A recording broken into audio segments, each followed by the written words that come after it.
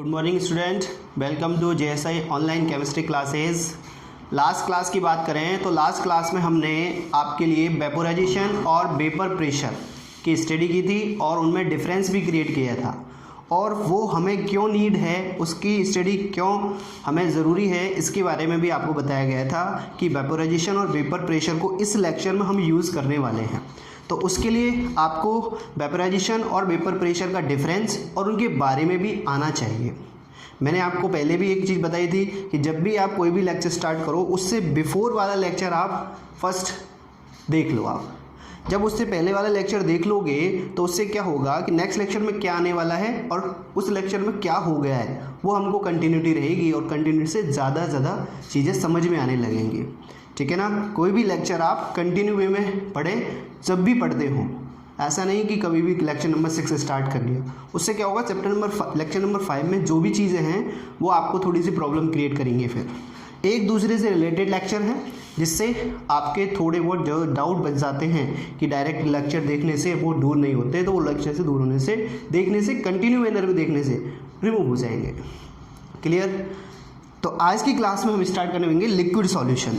तो liquid solution क्या होता है, इसमें सॉल्यूट भी लिक्विड होगा और सॉल्वेंट भी लिक्विड होगा। मीन्स यहाँ पर जो अपन सॉल्यूशन फॉर्मेशन करेंगे, सॉल्यूट एंड सॉल्वेंट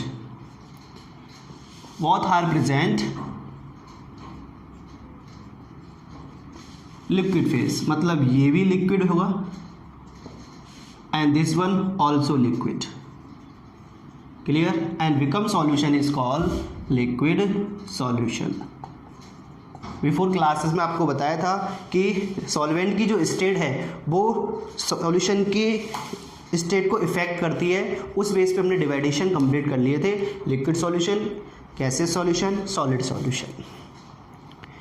तो इस कंडीशन में जो फॉर्मेशन हो रहा है, सॉलिड भी लिक्विड है, सॉल्वेंट भी लिक्विड है, then become solution called is liquid solution. इसकी स्टडी करनी है और इसमें वॉलेटाइल लिक्विड ही डिसॉल्व होगा। लिक्विड सॉल्यूशन में हम क्या करेंगे, वॉलेटाइल लिक्विड ही डिसॉल्व होगा। ये भी वॉलेटाइल है और ये भी वॉलेटाइल है, तो इसके बारे में हमको देखना है। तो देखें, अब बात करते हैं हम लिक्विड सॉल्यूशन के लिए। तो लिक्विड सॉल्यूशन के लिए हम यूज़ करते हैं राउल्ट लॉ। ठीक है ना। आज क्या स्टडी कर रहे हैं अपन, लिक्विड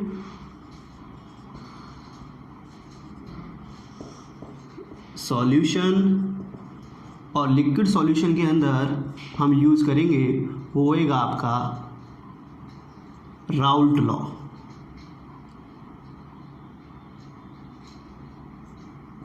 राउल्ट्स लॉ। क्लियर। तो लिक्विड सॉल्यूशन के बारे में अभी बताया था आपको कि इसकी कंडीशन में होगा क्या कि यहाँ पर जो सॉल्यूशन बनेगा उसको अपन क्या यूज़ कर सकते हैं कि यहाँ पर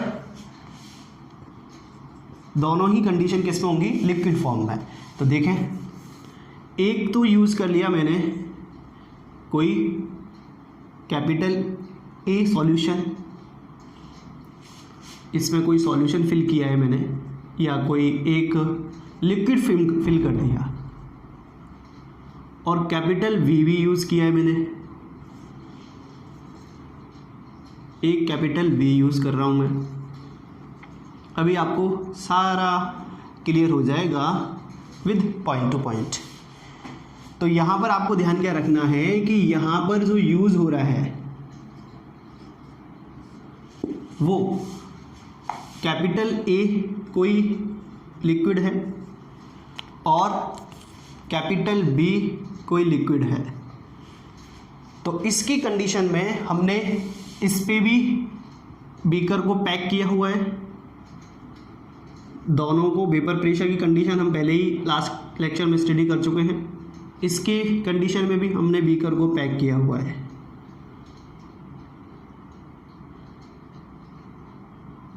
जब ऐसी कंडीशन यहाँ दिख रही है तो हम कह सकते हैं कि इसकी वेपर्स भी बनेंगी और इसकी वेपर्स भी बनेंगी और इन पे कोई ना कोई प्रेशर अप्लाइड करेंगे। मैंने बताया था, we take a liquid in close vessels, a close beaker, then give some amount of temperature, then after some time liquid convert vapours and vapour also convert in liquid. then vapor particles या vapor molecules applied some amount of force on the liquid surface that is called vapor pressure. Is it clear? ये हम last class में complete कर चुके हैं, तो मैं assume कर रहा हूँ कि इसका जो प्रेशर है वो है PA0. इसका वेपर कितना है एज्यूम किया मैंने PA0. इसका प्रेशर मैं कितना एज्यूम कर रहा हूँ PB0. सेम कंडीशन, ये भी वॉलेटाइल है, ये भी वॉलेटाइल है. ये कैपिटल A वॉलेटाइल लिक्विड है, कैपिटल B भी वॉलेटाइल लिक्विड है. क्लियर? अभी फिलहाल कंडीशन में दोनों अलग अलग हैं, लेकिन in that case capital A और कैपिटल B को आपस में मिक्स कर दिया जाए सॉल्यूशन फॉर्मेशन के लिए. क्या ये भी लिक्विड फॉर्म है, ये भी लिक्विड फॉर्म है.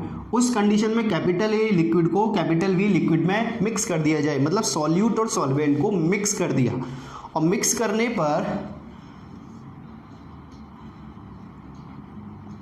पर जो चीज बनेगी दैट इज कॉल्ड सॉल्यूशन.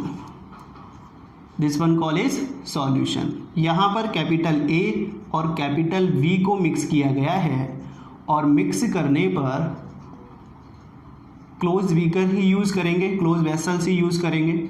और यहाँ पर अपन ने पैक किया, और पैक करने पर भी इसको टेम्परेचर देंगे. टेम्परेचर देने पर जो इसकी वेपर्स बनेंगी, अब इसमें कौन है, कैपिटल A भी है और कैपिटल B भी है, दोनों ही वॉलेटाइल हैं. इसका सॉल्यूशन का जो टोटल वेपर प्रेशर आएगा वो होगा PA प्लस PB. क्या होगा, PA plus PB. Pure condition में इसके वेपर प्रेशर को मैंने क्या एज्यूम किया, मैंने क्या माना PA0. प्योर कंडीशन में कैपिटल B के क्या माना मैंने PB. लेकिन सॉल्यूशन की कंडीशन में कैपिटल A और कैपिटल B दोनों ही क्या है, मिक्स है. कैपिटल A और कैपिटल B क्या है, दोनों ही क्या है, एक दूसरे के इनसाइड मिक्स है. मिक्स होने पर A का प्रेशर कैपिटल PA, B का प्रेशर PB, दोनों का जो टोटल आएगा that is call solution vapour pressure. क्योंकि दोनों की ही वेपर फॉर्म होंगी और दोनों के ही पार्टिकल वापस आने पर वहाँ पर प्रेशर अप्लाइड करेंगे, then we take the total vapour pressure. तो ये एक प्रोसेस यूज़ किया गया है अपने लिक्विड सॉल्यूशन के लिए, जिसमें ये भी वॉलेटाइल्स हैं, ये भी वॉलेटाइल. वॉलेटाइल की कंडीशन में लिख देता हूँ, वॉलेटाइल ही आप यूज़ करेंगे. वॉलेटाइल लिक्विड्स हैं ये, क्योंकि नॉन वॉलेटाइल होगा तो उसका वेपर प्रेशर तो फिर स्टडी करने से कोई मतलब ही नहीं है. ये आपका वॉलेटाइल लिक्विड्स हो गया. क्लियर? देखो एक बार, अब इसके लिए राउल्ट लॉ यूज़ करता हूँ. मैंने राउल्ट लॉ अभी आपको एक्सप्लेन नहीं किया है, राउल्ट लॉ यहाँ पर एक्सप्लेन करूँगा, उसकी डेफिनेशन आपके लिए रिप्रेजेंट की जाएगी, उसके बाद फिर आगे बढ़ते हैं अपन. तो राउल्ट लॉ क्या कहता है, अब इसके लिए क्या कौन आता है, राउल्ट लॉ आता है. जो सॉल्यूशन फॉर्मेशन हुआ है ये वाला, इसके लिए राउल्ट लॉ आता है. और राउल्ट लॉ क्या कहता है, the vapour pressure of volatile solution, vapour pressure of volatile solution या volatile component in a solution. इसके अंदर सॉल्यूशन के अंदर वॉलेटाइल कंपोनेंट है, सॉल्यूशन के अंदर directly proportional to it is mole fraction at a particular temperature. Clear? Solution के अंदर जो वॉलेटाइल कंपोनेंट हैं उनका जो वेपर प्रेशर है वो डायरेक्टली प्रोपोर्शनल टू किससे है, उसके मोल फ्रिक्शन से है. मोल फ्रिक्शन मीन्स वो मोल फ्रिक्शन बिफोर वाला ही, क्योंकि इसमें अपन को इनका अमाउंट कैलकुलेट करना है. तो मोल fraction is the best method. कितने मोल्स प्रेजेंट है इसके अंदर, तो उस कंडीशन में हम मोल फ्रिक्शन की स्टडी करते हैं. तो मोल फ्रिक्शन के लिए क्या आता है, राउल्ट लॉ. और राउल्ट लॉ क्या कहता है, डेफिनेशन यहाँ रिप्रेजेंट करता हूँ मैं आपके लिए. The vapour pressure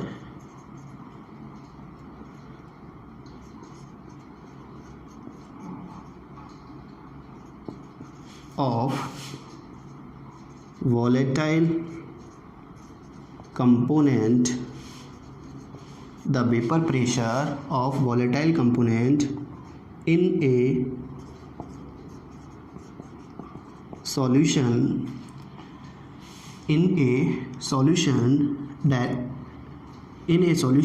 is directly proportional to it is mole fraction, it is mole fraction at a particular temperature, at a particular temperature. Clear? ये एक सिंपल एंड श्योर डेफिनेशन है फॉर राउल्ट लॉ। वो कह रहा है कि जो ये वेपर प्रेशर जो है ना, ये वेपर प्रेशर जो बन रहा है आपके, ये इस सॉल्यूशन में प्रेजेंट, इस सॉल्यूशन में प्रेजेंट वोलेटाइल कंपोनेंट के मोल फ्रिक्शन के डायरेक्टली प्रोपोर्शनल टू है। मींस ए के मोल फ्रिक्शन जितने ज़्यादा होंगे उतना ज़्यादा ए का प्रेशर अप्लाइड होगा, बी के मोल फ्रिक्शन जितने ज़्यादा होंगे उतना ही ज़्यादा आपका बी के मोल फ्रिक्शन के बेस पे वेपर प्रेशर अप्लाइड होगा। तो फिर क्या बनता है? The vapour pressure of volatile component, volatile component आपको एक्सप्लेन किया गया था, मीन्स जो लिक्विड टू गैस में कन्वर्ट हो सके। Volatile component in a solution directly proportional to mole fraction of a particular temperature. Is in clear? तो simple सी डेफिनेशन में मैं यहाँ पे लिख सकता हूँ, पी ए के लिए एक्स ए, पी बी के लिए मैं लिख सकता हूँ एक्स बी। इस डेफिनेशन के बेस पे मैं ये बना सकता हूँ कि ए का जो प्रेशर होगा वो डायरेक्टली प्रोपोर्शनल टू होगा किससे? एक्स से। पी बी का जो प्रेशर होगा वो आपके एक्स बी के डायरेक्टली प्रोपोर्शनल टू होगा। तो ये है आपका राउल्ट लॉ। इसको आगे अभी लेके चलेंगे एक्सप्लेनेशन में। पहले आप ये डेफिनेशन लिख लें, क्योंकि डेफिनेशन में रफ करूँगा और आगे फिर बढ़ेंगे।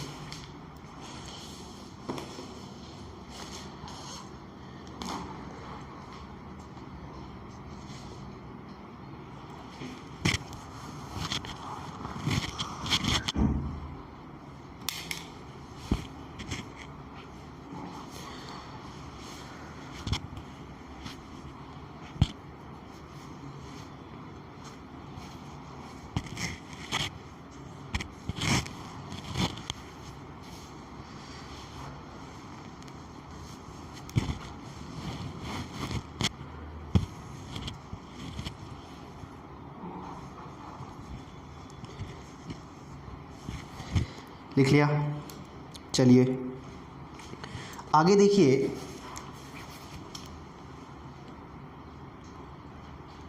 यहाँ पे डेफिनेशन को मैं रफ कर रहा हूँ।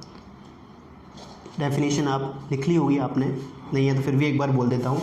The vapour pressure of volatile component in a solution is directly proportional to mole fraction of particular temperature at a particular temperature. A के मोल फ्रिक्शन जितने ज़्यादा होंगे उतना ही प्रेशर अप्लाइड होगा ए के लिए, वेपर प्रेशर। बी के मोल फ्रिक्शन जितने ज़्यादा होंगे उतना ही ज़्यादा मोल फ्रिक्शन अप्लाइड होगा, उतना ही ज़्यादा प्रेशर अप्लाइड होगा बी के लिए। तो दोनों की कंडीशन अप्लाइड कर दी है मैंने। अब इसको आगे लेके चलते हैं। देखो डेफिनेशन याद रखना माइंड में, वोलेटाइल वगैरह लिक्विड लेना, क्योंकि अपन को स्पेस रिक्वायर्ड रहेगा। अब देखिए, इनके वेपर भी रिप्रेजेंट करना चाहें तो आप वेपर्स रिप्रेजेंट कर सकते हो, क्योंकि वेपर प्रेशर पढ़ रहे हैं अपन।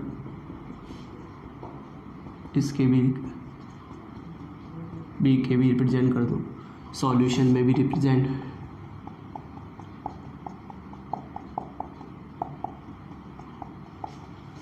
क्लियर? यहाँ पे लिखना चाहें ऐसे भी रिप्रेजेंट कर दो, कंडेंसेशन प्रोसेस एंड लिक्विडेशन। ये हम सब चीज़ कंप्लीट कर चुके हैं। अब देखो मोल फ्रिक्शन के अकॉर्डिंग क्या बनता, अकॉर्डिंग टू राउल्ट लॉ, यहाँ लिख रहा हूँ मैं, ये लाइन यूज़ कर रहा हूँ, according to Raoult law, according to Raoult's law, what is it?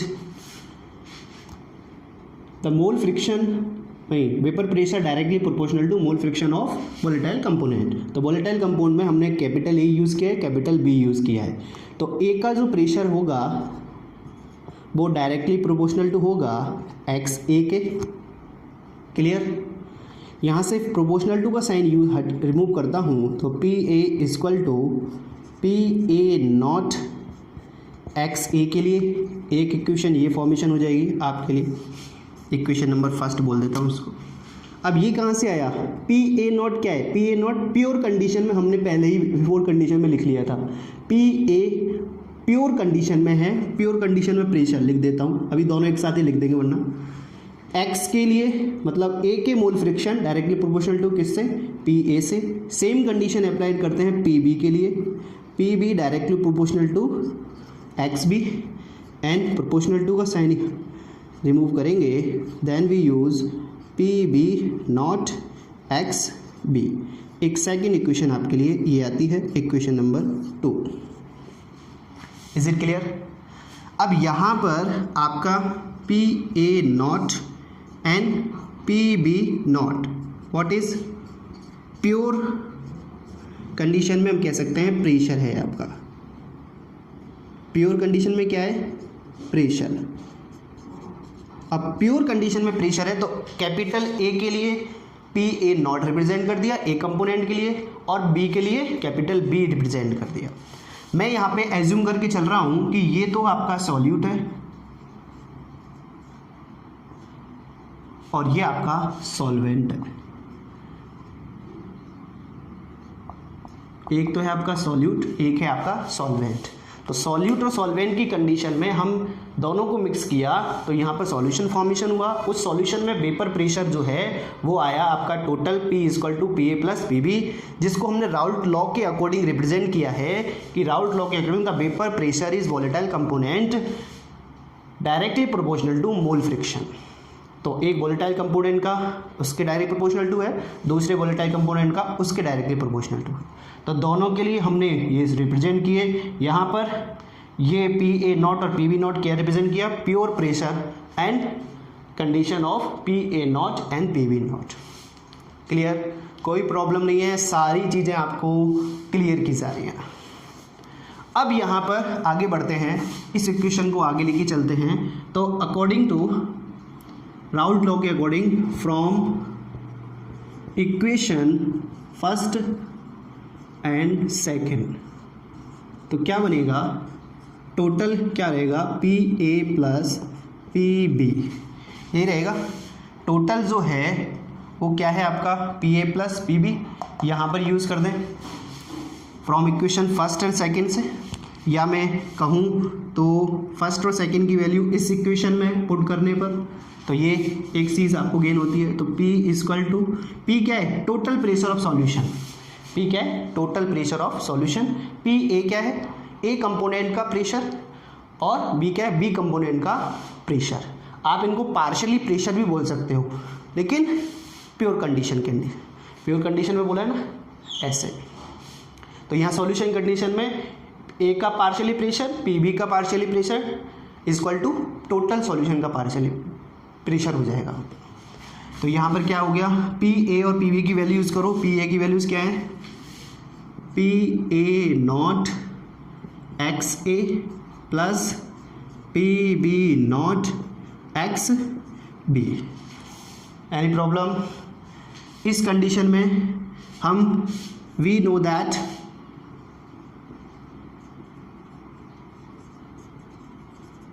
That from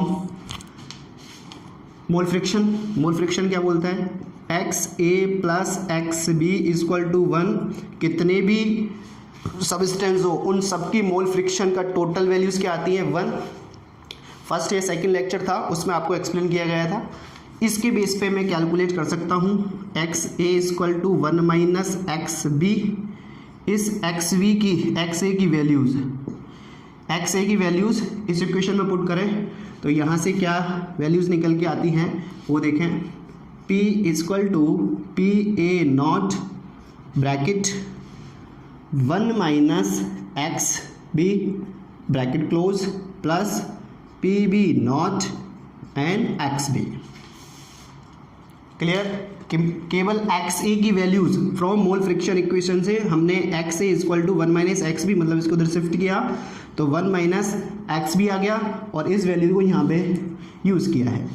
next इसको सॉल्व करें तो पी ए नॉट ये मल्टीप्लाई हुआ, इधर मल्टीप्लाई होगा तो minus P A naught X B plus यहाँ पर सेम एज इट इज़ रहेगा P B naught and X B. Clear. अब इसमें आप देख सकते हो एक्स बी कॉमन आ रहा है आपका।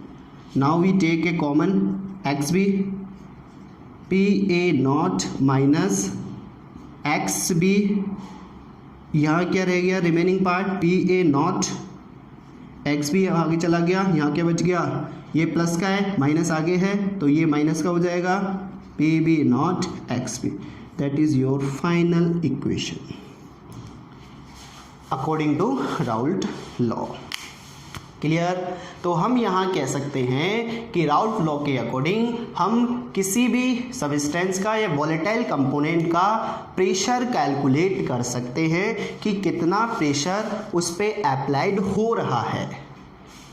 Is it clear. जब प्रेशर अप्लाइड की कंडीशन हमको मिल जाएगी तो हम हो सकता है उसके बेस पे जो क्वेश्चंस आएंगे उनको सॉल्व कर सकते हैं अकॉर्डिंग टू राउल्ट लॉ। तो राउल्ट लॉ की डेफिनेशन आप माइंड में रखें और इक्वेशन बेस पे इजी वे में सॉल्वेशन करते जाएं। ये पूरा एक्सप्लेनेशन है आपका for liquid solution and Raoult law. Liquid solution का यूज़ कहाँ होगा और लिक्विड सॉल्यूशन में क्या यूज़ होगा, राउल्ट लॉ यूज़ होगा। गैसियस सॉल्यूशन में हमने हेनरी लॉ पढ़ा था। तो स्टेप बाय स्टेप चल रहे हैं जिससे आपको कहीं भी किसी भी टाइप्स की प्रॉब्लम फेस ना हो। तो देखो एक बार डेफिनेशन फिर से मैं एक बार बोलूँगा क्योंकि इम्पोर्टेंट है और आपके लिए ज़रूरी भी है। लिख लो पूरा।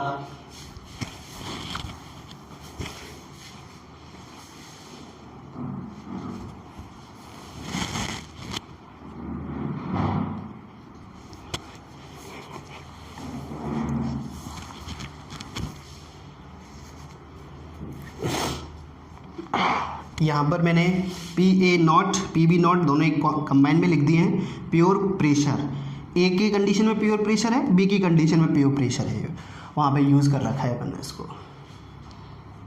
तो देखें एक बार। फिर इस बेस पे हम एक ग्राफ प्लॉट करेंगे between mole fraction and vapour pressure. वो और भी अच्छी तरह से आपको सारे डाउट क्लियर कर देगा। बहुत अच्छा ग्राफ है और साथ साथ इंटरेस्टिंग भी है। चैनल को लाइक, सब्सक्राइबर एंड शेयर ज़रूर करें जिससे अधिक से अधिक लोग जुड़ सकें और अपनी स्टडी को कंटिन्यू कर सकें।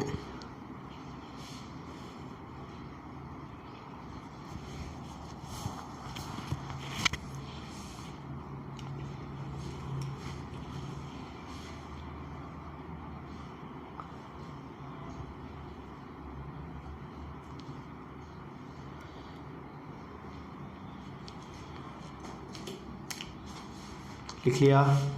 ये जो बना है वो क्या है आपका सॉल्यूशन।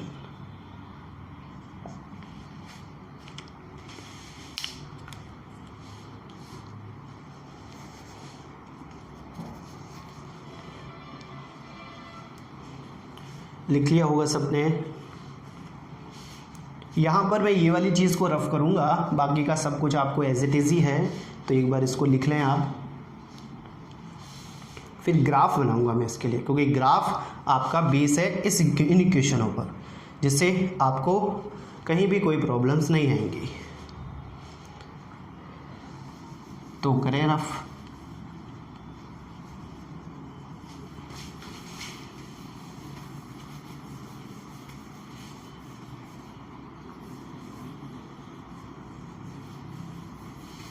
देखो इरेज किया है आपके लिए, ग्राफ के लिए स्पेस बनाया है और ग्राफ भी बिल्कुल अच्छे से बनेगा। ग्राफ प्लॉट कर रहा हूँ मैं, एक कंडीशन इधर यूज़ कर रहा हूँ और एक कंडीशन इधर यूज़ करूँगा। तो इधर की जो कंडीशन है वो आपकी किस में है, मोल फ्रैक्शन की है। क्लियर। मोल फ्रैक्शन की कंडीशन में मैंने X A equal to 1, X B equal to 0 ये यूज़ किया। यहाँ पर X A equal to 0 and X B equal to 1 use करेंगे। सर ये आपने क्यों यूज़ किया, अभी आपको बताएंगे। देखो मोल फ्रिक्शन की कंडीशन में हम जानते हैं कि x a इक्वल टू 1 और x b equal to 0 use करने पर यहाँ पर यदि मैं अपन देखें, we know that x a plus X B equal to 1 होता है। अब x a इक्वल टू 1 है, मीन्स यहाँ पर b के अमाउंट जो हैं बिल्कुल ज़ीरो हैं। b के अमाउंट कितने हैं? Completely zero. तो टोटल जो मोल फ्रिक्शन है केवल और केवल किसके हैं? x a के हैं। तो x a के मोल फ्रिक्शन है तो वेल नोन है प्रेशर भी x a वाले कंपोनेंट का ही आएगा। x a के मोल फ्रिक्शन है तो जो प्रेशर आएगा वो a का ही आएगा। मैंने एज्यूम किया है कि एक के तो है 1, एक्स ए इक्वल टू 1, लेकिन एक्स बी इक्वल टू 0। तो इसका जो प्रेशर है हमने लास्ट अभी इसी लेक्चर में यहाँ पर इसके प्रेशर को क्या माना था? P A naught pure condition में, इसके प्रेशर को P B naught pure condition में, दोनों को एज्यूम किया था। तो इस साइड जो मैं यूज़ कर रहा हूँ वो क्या है आपका, एक इस साइड यूज़ कर लेते हैं, एक इस साइड यूज़ कर लेते हैं, दोनों ही कंडीशन में यूज़ किया है। तो इस साइड जो यूज़ हो रहा है वो है आपका कौन? Vapour pressure.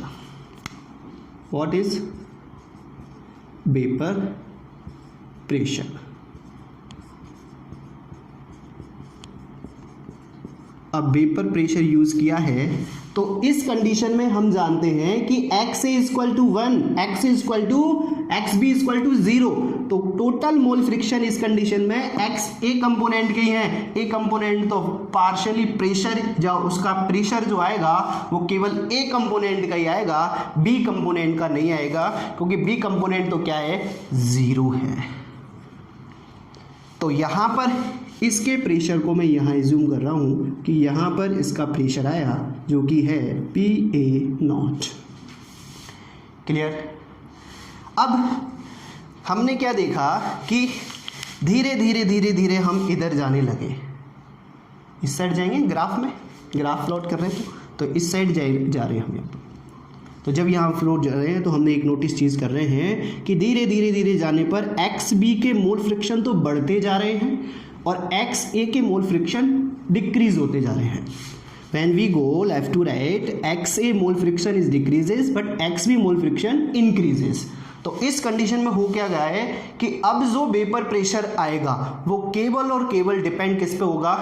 बी कंपोनेंट्स के पार्टिकल्स पर, क्योंकि इस कंडीशन में एक्स ए क्या हो गया? 0 हो गया। तो यहाँ पर मैं बी के लिए प्रेशर जो यहाँ पर जूम कर रहा हूँ वो ये है कि बी पी वी नॉट है, ये तो मैं रफ कर देता हूँ अब, पी वी नॉट। क्लियर? तो ये दोनों कंडीशन ध्यान रखना, एक्स ए कब है और एक्स बी कब है। तो ए के लिए था सब ए मान लिया, बी था सब बी मान लिया। क्लियर?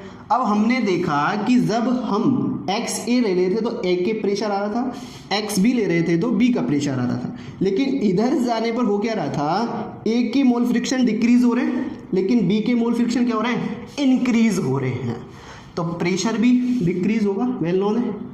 तो यहाँ से प्रेशर डिक्रीज होता है और डिक्रीज होता है, एक स्ट्रेट लाइनिंग ले लेते हैं, और प्रेशर डिक्रीज होगा और प्रेशर डिक्रीज होकर यहाँ पर क्या हो गया?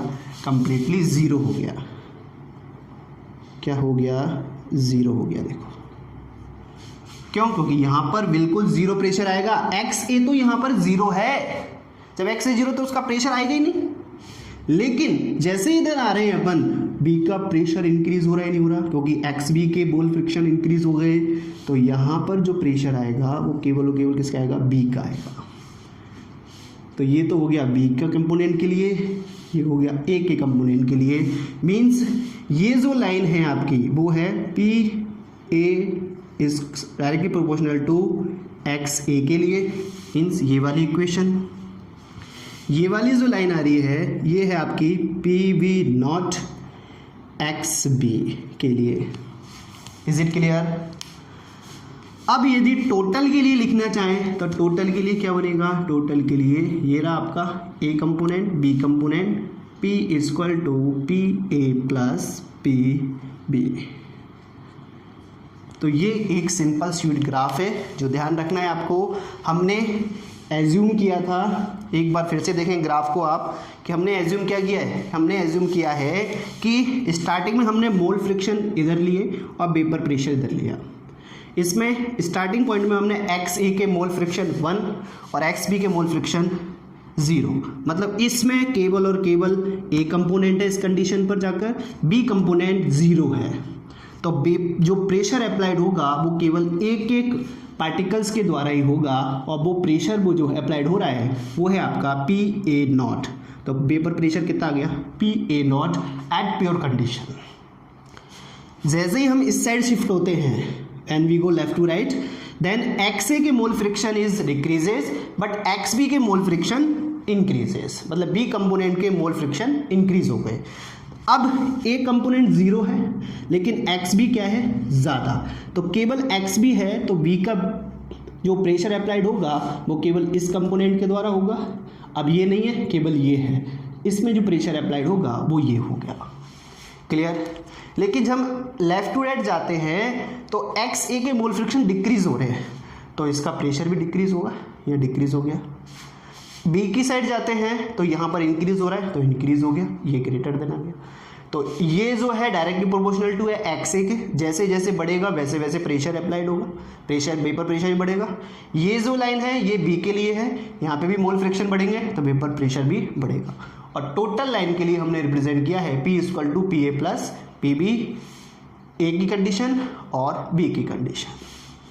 तो ये एक सिंपल स्वीट ग्राफ है जो कि आपको बताता है कि इस टाइप से अपन यहाँ पर लिख सकते हैं।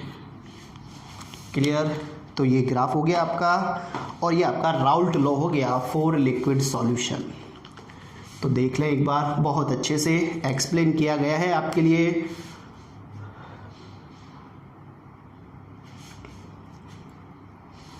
आई होप यू लाइक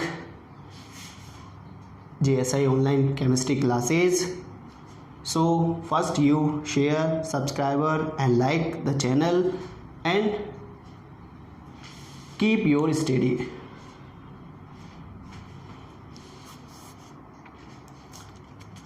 आगे की जो चीज़ें हैं लिक्विड सॉल्यूशन के बाद, इसके अंदर राउल्ट लॉ के द्वारा एक्सप्लेन और भी किया गया है ideal solution, non ideal solution.